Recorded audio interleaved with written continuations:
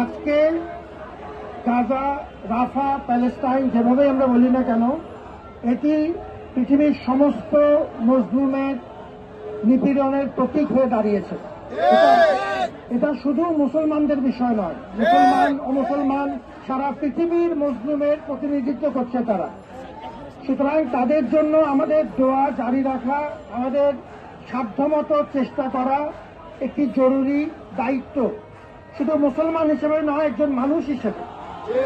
আমাদের নবীজি সাল্লাল্লাহু আলাইহি ওয়াসাল্লাম পরিষ্কারভাবে বলেছেন যে বিশ্বাসীরা একটা দেহের মতো, দেহের এক স্থানে আঘাত হলে আর এক স্থানও আহত হয়, ক্ষতিগ্রস্ত হয়। সেই অনুভূতি আমাদের মধ্যে থাকা একান্ত জরুরি। এই জন্য যে উদ্যোগ তোমরা নিয়েছ, তোমাদেরকে সাধুবাদ জানাই।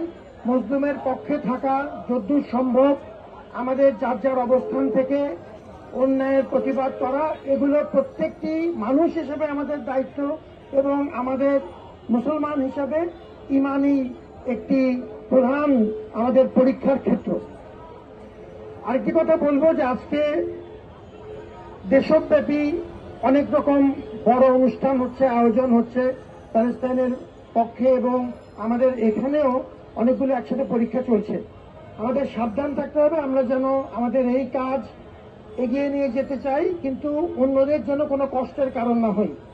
আমাদের নবীজি সাল্লাল্লাহু আলাইহি ওয়াসাল্লাম এই কথাও বারবার বলেছেন যে আমরা যেন আমাদের প্রতিবেশীদের প্রতি সদয় হই, আমাদের কারণে যেন আরেক মুমিনের মানুষের কোনো কষ্ট না হয় সেদিকেও যেন সচেতন হই।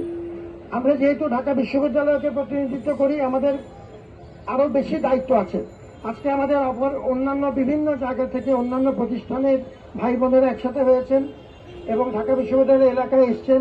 আমাদের চেষ্টা করতে হবে যেন আমরা শৃঙ্খলা বজিয়ে রাখতে পারি, তাদেরকেও সহযোগিতা করতে পারি। সবাই ভালো থাকো, তোমাদের জন্য আবারও দোয়া এবং শুভকামনা। আসসালামু আলাইকুম।